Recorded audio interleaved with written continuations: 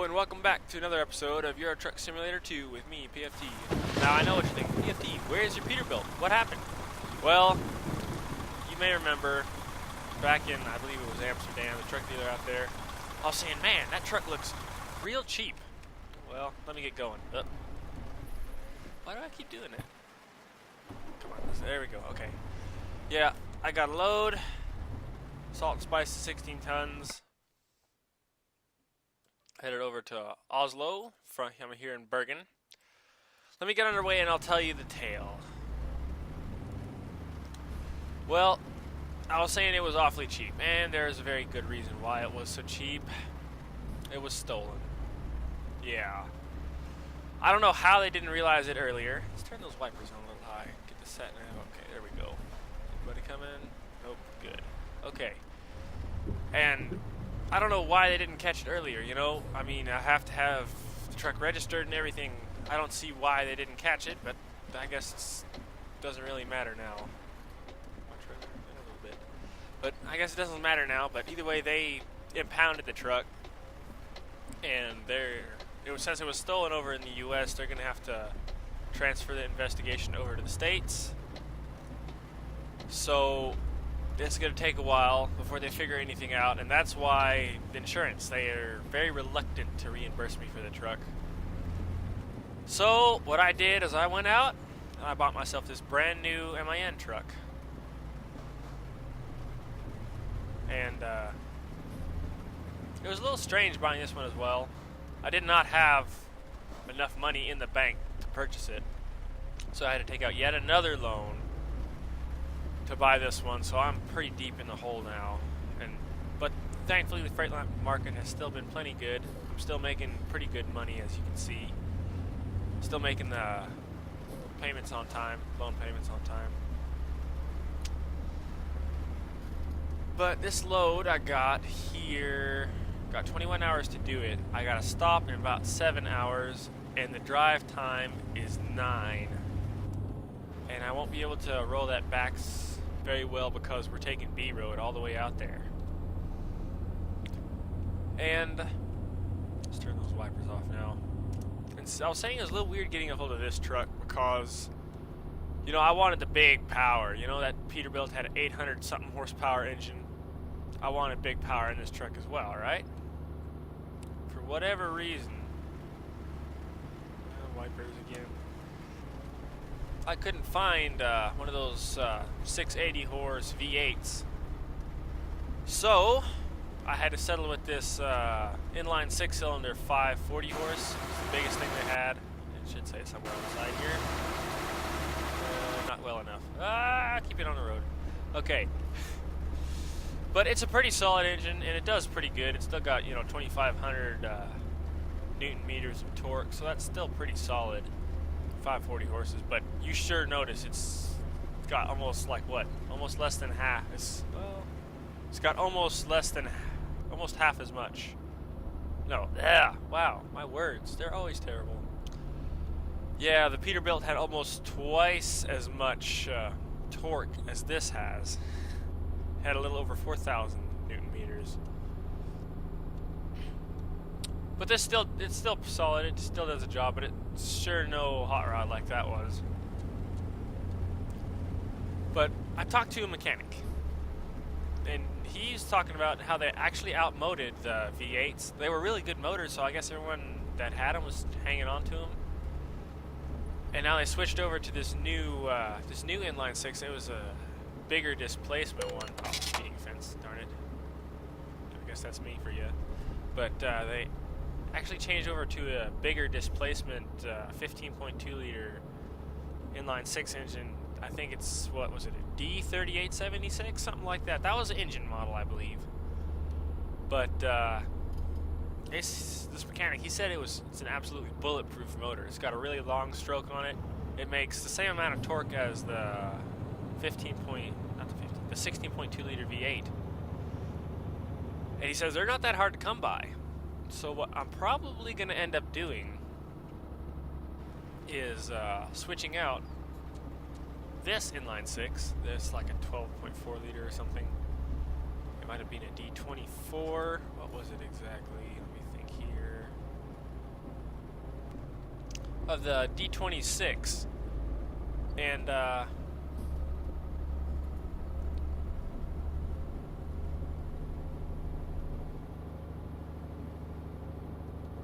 yeah, trade out this D26 for the D38 or whatever. And he says it's a really good motor. He says there's a lot of power in them that they're not giving. It already has 640 horses and the same torque as the V8.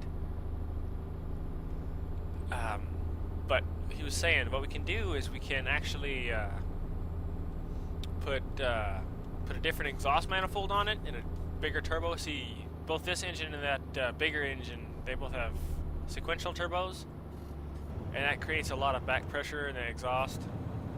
So you're losing a lot of power there. So we'll switch it out for one larger turbo. Auto pass. I wonder where I can get an auto pass. Whatever. But switch it out for a single turbo. It'll require me to run a little bit more higher RPMs, but I usually do that anyways. And but it'll jump up the torque pretty good, and a little bit of ECM tune. It'll probably get me about, he was saying probably around 780 horses or so, getting pretty close to what my Peterbilt was at. So I think probably once I have this one paid off, that's what I'll be doing, dropping that bigger engine in here.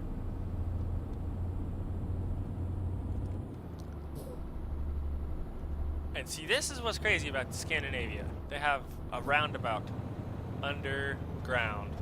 Where's this guy going? He's turning. Good. Shift down. I think I went here with my Peterbilt once and it was quite difficult. This MAN truck is much more maneuverable, much shorter. And I think one of the things was with that Pete, I think it had, like, the steering gearbox was shot or something, because it was really hard to turn the steering wheel. As you probably saw, sometimes I had to stop and then just pull the steering wheel around so I could make my turn. This one, it turns real nice and easy, so I can still make my turns. Just look at that view. Out of character, this is kind of going to be my review of the... never mind. Out of my character, this is going to be my review of Scandinavia DLC. They got a lot of amazing views, very woodlandish views like this. And I'm going to be taking a road I have not taken before. I imagine it's going to be pretty amazing because it's got this pretzel stuff going on. I've gone all over the place, like this area, especially like right here. I think it was around here somewhere. Let's keep going, but you're in a tunnel, kind of like this one. And then as you come out of the tunnel, you're on a bridge, 100+ feet off of the water. I'm not sure whether off of the water. It might have been a river, lake. I don't think it was ocean, but not sure. And oh, weird. But and you just drive across that, and then you drive across this body of water, and then you enter another tunnel at the end of the bridge. And as you're going across the bridge, you look to the left and the right, you see a little village off in the distance. It was a lot like nighttime, like it is here, and you see a village on the coast of this body of water on both sides in the glow in the night. It's just beautiful. It's got, and as far as like the roads, like you do have a lot of this, a lot of the unusual terrain, the strange road systems that have a lot of curves and tight curves actually. But in general, it seems like, especially in the motorways, you can see like here it's quite straight. Let's go back down into Germany, and then you can see this is the same zoom. Look at all the different curves. All the different curves. To where here you can run a lot higher speed on the motorway, and even on the B roads. The B roads, they do have curves, but it feels like the curves are not as intense as they would be down here. You can still maintain a higher speed. But when there are curves, then they're either not very sharp. Can we pull it? Maybe. But they're either not very sharp, or they're very sharp, like you saw the intersections there underground there, and what I just did here. roads are for sure interesting, and I prefer them. Kind of being able to move at a decent pace, and then having to slow down for curves, or knowing that the curve is gradual enough that you can make it at your current speed. Like here, for instance, this right curve here is probably going to be fine. The next one, where it curves back to the left and then hard to the right, that I probably can't make. I'll probably have to slow down for that. And another reason I had to get rid of my Peterbilt is because, downhill, brakes, is because it was continuing to glitch out. Uh-oh.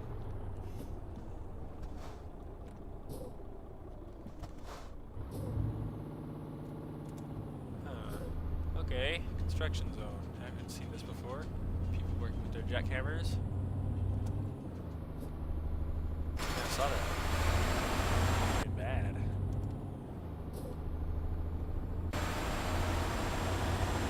But, dude, what was I saying?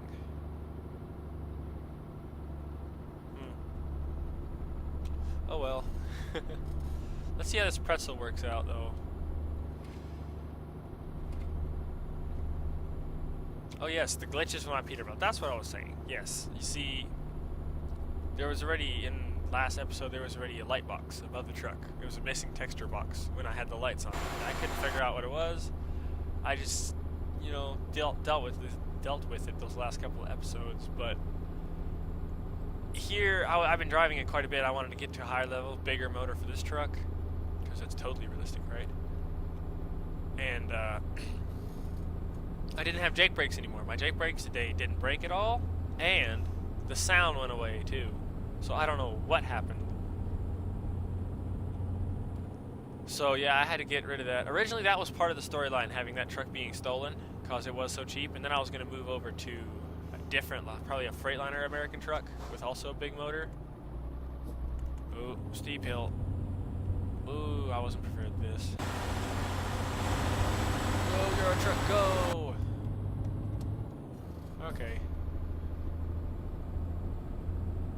But now, since American Truck Simulator is going to be released on February 3rd, this is going to be my Euro Truck Simulator 2 finale. I might come back to it if I feel like it. Let me know if you'd like me to come back to it at some time. But as soon as American Truck Simulator comes out, we're going to be rolling in the U.S. again, finally, with some big American rigs on big American roads. And what I'm really looking forward to is the same long straight roads, trucks with big power, and then really get some high-speed freight going.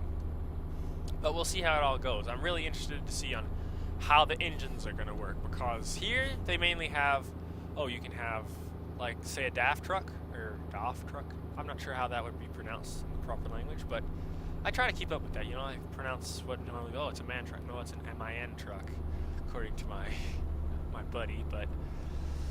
But apparently, yeah, you go to the DAF dealer, you can have a pack car engine, because the truck is owned by the pack car corporation. And you go to Volvo or Scania, you get their engines. The MIN, same way. They might buy engines from other companies, but they pretty much have their brand. I'm wondering how they're going to do it in ATS. If it's going to be, am I going to be able to get, like Cummins? They're separate. If you ask me, they're the best diesel engines ever made. Not necessarily the ISX they have now, but there's a tight curve. I'm not going super fast, but I hope you can get them, because say you have your Peterbilt or Kenworth. So far, I think there's going to be Peterbilt and Kenworth in the initial release of the game. They might have Volvo, I don't know. That's another thing they have not said.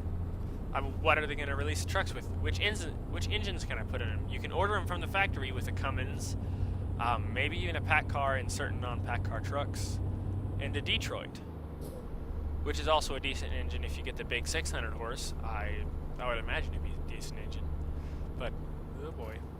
Retarder, brakes, everything.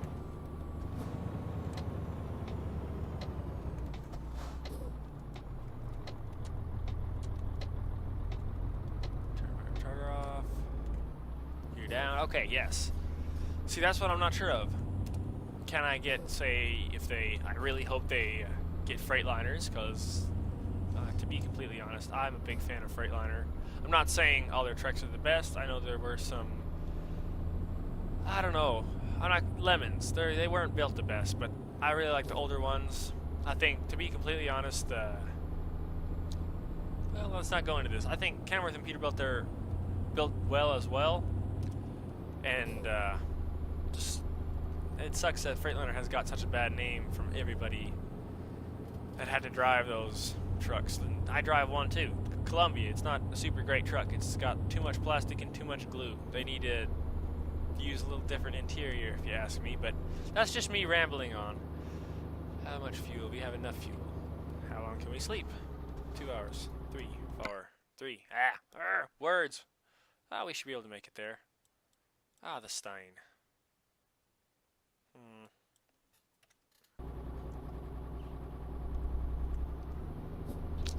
But, as I was saying, I wonder if I can get my Freightliner truck, because they would come usually with the Detroit motor. And that's okay, because we can get the 600 horse Detroit, but can I get it with a Cummins engine? And can I get my Kenworth? Can I get that with a Cummins engine? Or a Detroit if I was that kind of person? That's what I'm interested on figuring out. How is it going to work? What kind of transmissions are there going to be? Can I just get a 10 speed? Will I be able to get my 13 and 18 speed? We will see. It's all just really exciting. Are they going to have the same levels thing? Do I have to be level 12 to get a bigger engine? Which really annoyed me in the beginning of playing Euro Truck, because you don't have to do that. If you got the cash, you go to the dealer and they drop that engine. Gone. But it makes sense to keep the game going. Oh, I gotta keep working, gotta get a bigger motor, gotta get a better truck, trick it out, heck yeah. But it makes sense, but it's also a little bit frustrating, because I want big power now, man. And usually you can bypass that with mods, but when I do my ATS, it's going to be more of a let's play and a little less storyline. I'm not going to show you everything that I do. I'm just going to, well, you guys will see what happens when that happens. But it's going to be more of a playthrough instead of having, look at that. Oh, hydroelectric plant, looks like. Just guess I'll not put it there. Slow down. Yeah, damn. Nice.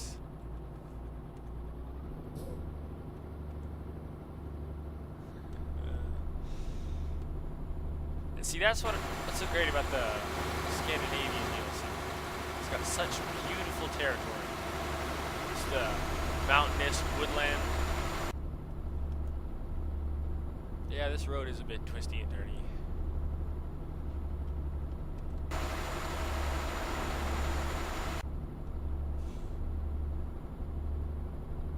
Well, I hope you've enjoyed my ramble on about all kinds of things and stuff, about things and stuff to drive on roads. How much farther is there to go? We may or may not do time acceleration. We'll see.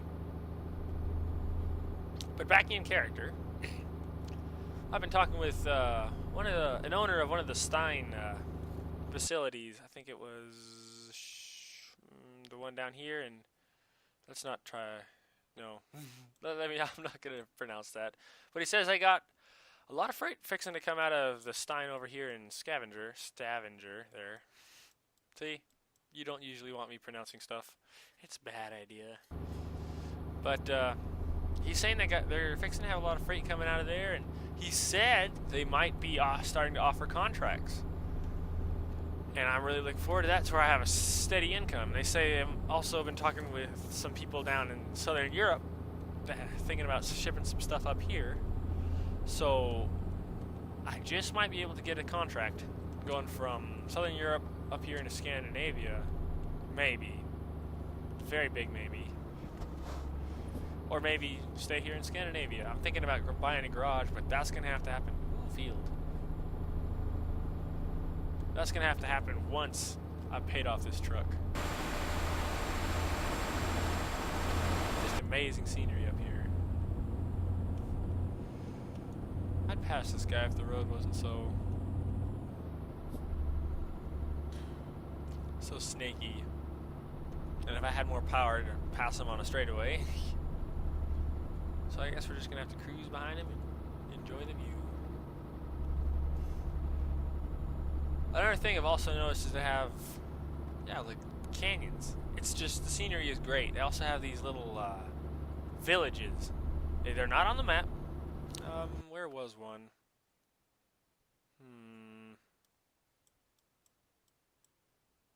They're often kind of in these areas or along here somewhere. Where it was? I'm not sure now where exactly it was, but there's even a sign on the side of the road that says, hey, you're in town now. Speed limit drops, and you go through town. There's a lot of turnoffs in other directions. You see there's a town, but there's no freight you can pull out of it. Yeah, that's kind of annoying, but it's cool at the same time. Like, I guess here would be that place. See, there's a town. Whoop. And they got blocked off roads like this, going off to the left and right. Like, there's a city here, but you can't. I'm getting tired. How many more? Hour and a half. Well, I just might be able to make it there. Let me think. Okay, it's gonna be, well, no, I can't. 3 hours until I get there. Can't wheel that back. No way.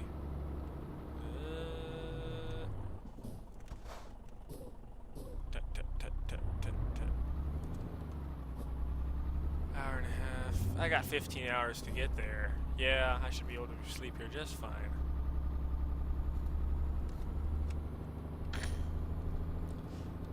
In other news, after getting my MAN truck, turn, so hopefully I can get off the road before that guy decides to clobber me. Go, truck, go. There, that was close.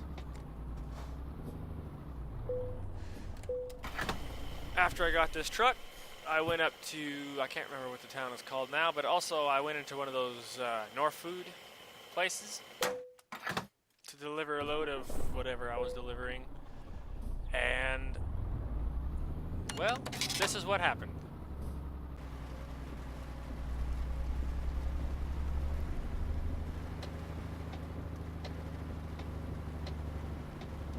Here we are rolling up once again.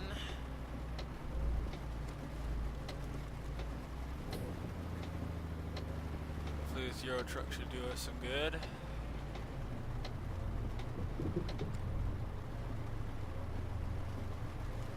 Like a boss so far. How long this will last, we'll find out.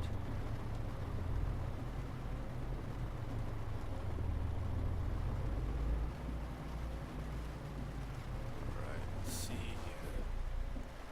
Let's keep it all the way in low gear.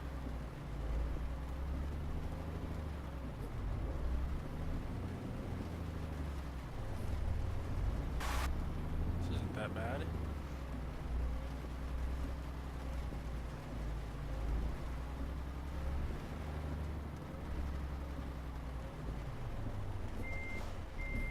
This is the weird part.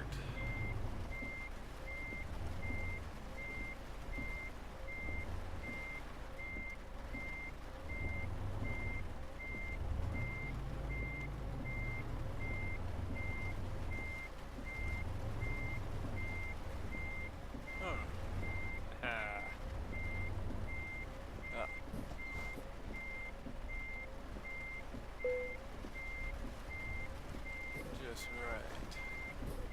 Gotta get it perfect sometimes. Just so I don't have to deal with the crooked trailer.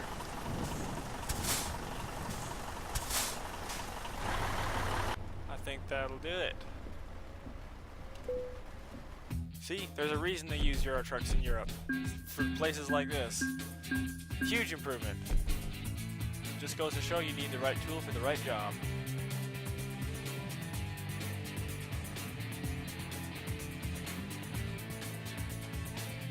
So I finally redeemed myself from those fiascos I had with my Peterbilt.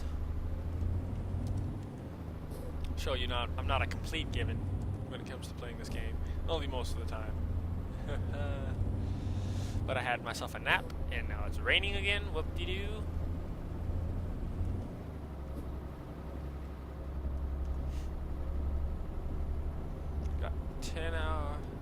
6 hours to get there, and more like 3 before I actually do if we don't run into any more problems. So let's try and mash the motor and get there. I got my beacons on for everybody can see the difference.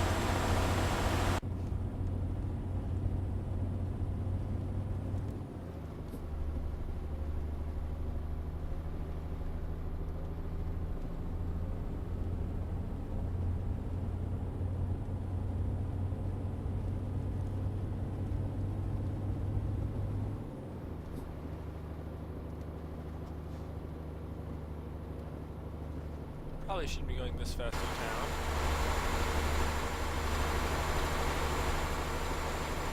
That's okay. They'll see me coming.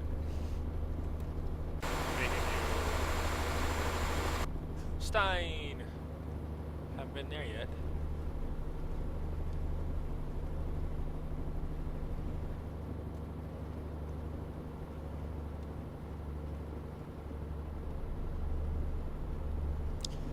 I think we're about to see another interesting part of the Scandinavia DLC, the interchanges that they've worked out, especially in this town, in the more, I'd say, western, northwestern region, or north central region of the DLC area, is, yeah, these interchanges, they're kind of insane. They're supposed to look like, oh, this is like totally different stuff, right? They're not all the same, like they are in the mainland. Okay, we have a roundabout. Let me just show you this on the map. Oh, I bet I'm going to nail that sign. Yes, look. They have a roundabout and then just... It's insane. Okay, just gotta follow the set now. Just follow the set now. Turning here. Let's shift down like 5 times. There we go. And they have like the exit and on-ramps of the motorway connected to a roundabout. And it's just very interesting the way they've pieced this all together. And SES did a real good job on it, too.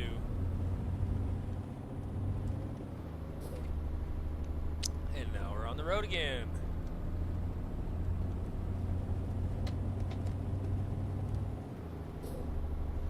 How heavy is this load? 16 tons? Okay, that's not too bad. My wipers need to be on continuously to keep my windshield clean.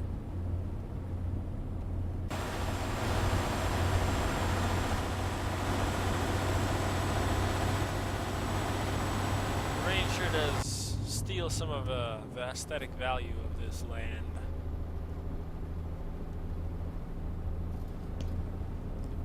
Thankfully we're getting to the city and it's not quite as pretty if you ask me.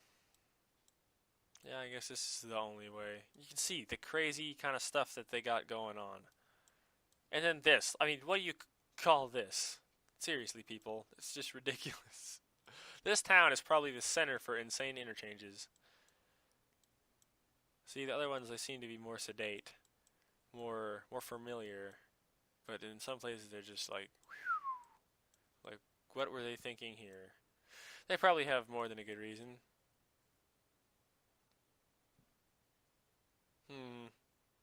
This sure didn't seem this complicated when I passed through here. Guess I was just missing something.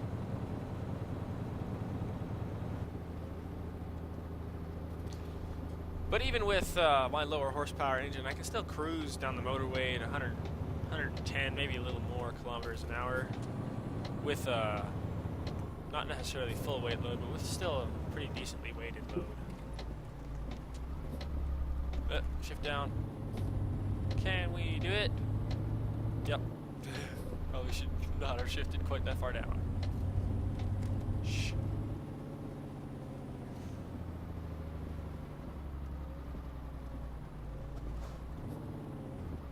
Alright, who's gonna come clobber me? No one. Wow, that's a shock.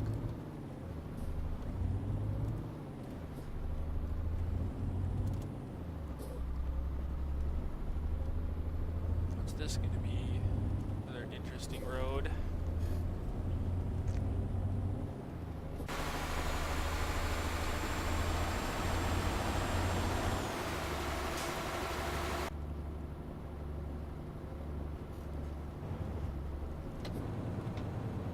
I had mastered going straight on this particular kind of roundabout with a Peterbilt, you just go straight over it, dunk dunk, and you're gone.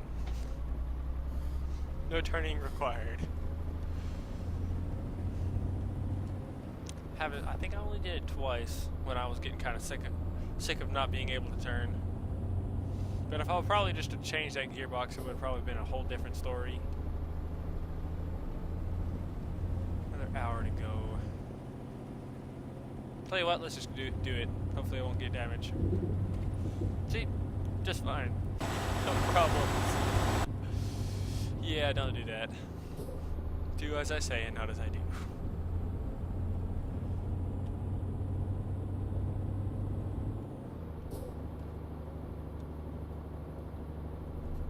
Off wipers. Let's scare that bus. Probably was a little scared.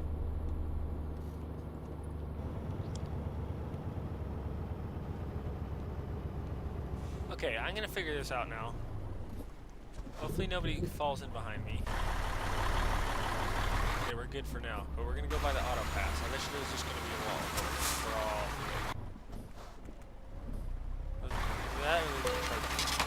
Awesome! Why didn't I know that before? I could just go through the auto pass.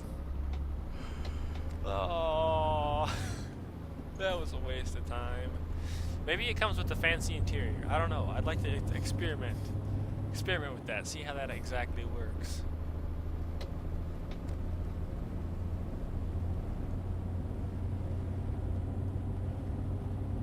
That sure would have been nice to know. Being able to just roll right on through. I would almost thought you'd have to like buy an upgrade or something. Going straight.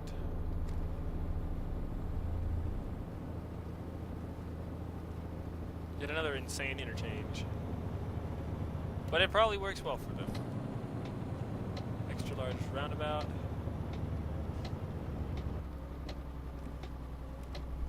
Just converted it to a 4-leaf clover. That'll work just fine.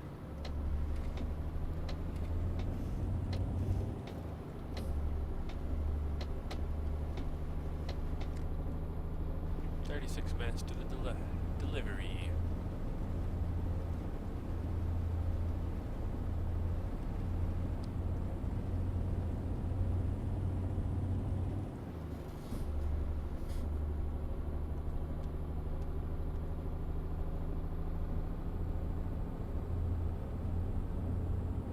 Ah, and here's yet another.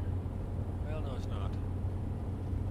There's another interchange where you could cruise along beside the highway for a ways, and then you just make all your exits to go on the clover leaf or to the 90-degree angle ramp from there.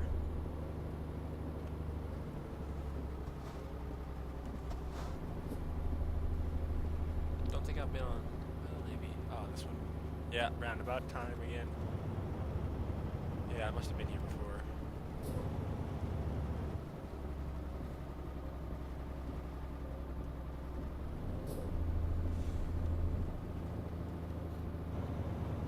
Gonna do it the right way again and go around the roundabout.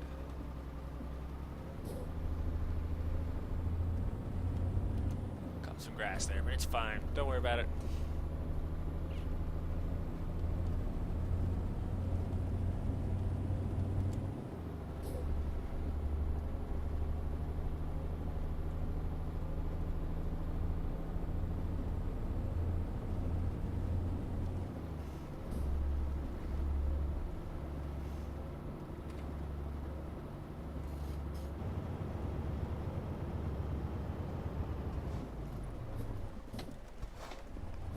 I don't know, I think I might have my brake sensitivity set a bit high to where as soon as I tap the brakes, I stop dead in my tracks.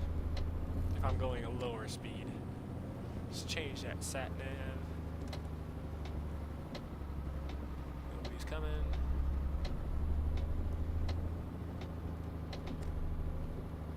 Spent some time sitting there.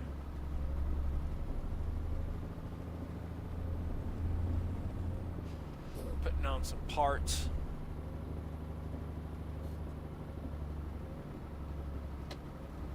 Logistics company.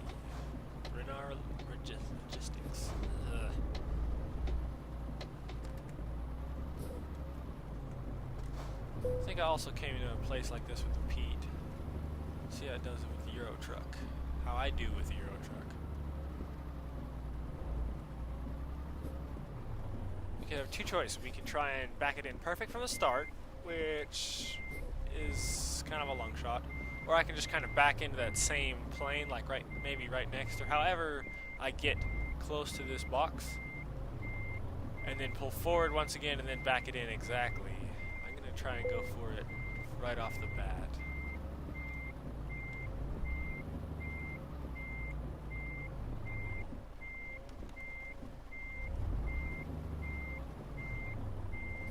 Okay, overcooked this just a little bit. Didn't work out quite like I planned. Okay, this is more like plan B then.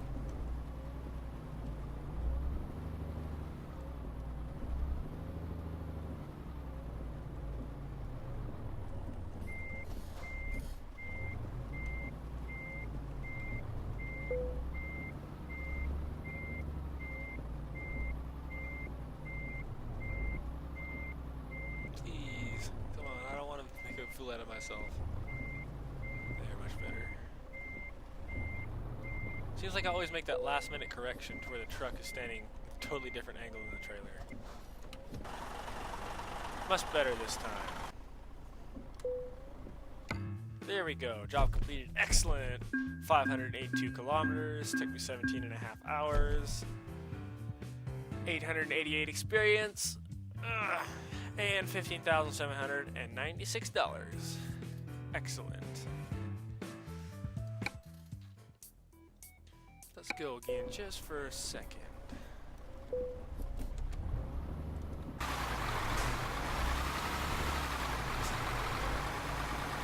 Well, as you can see, I got myself an awesome red paint job with the red painted mirrors. And, oh, it's probably not see who all we can yeah, it would be 10:30.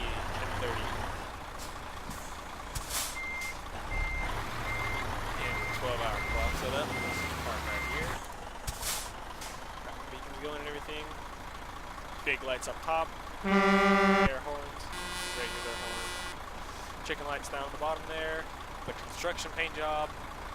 Yeah, I'm not sure what exactly it's called, but it's construction one anyways. And with the red base color, red mirrors, red door handles, and the black center stripe there. The orange construction lines down at the bottom, because I'll probably be hauling quite a bit of equipment from the Stein and other similar places. And the black and chrome visor to kind of keep that black going up top above the windshield. Chrome just to accent everything. I think looks really nice. Got the Eastern Eagle wheels all over the place, or all the way around, I should say. All right. Before I make a fool out of myself anymore, thanks for watching the episode 7 season finale of Euro Truck Simulator 2.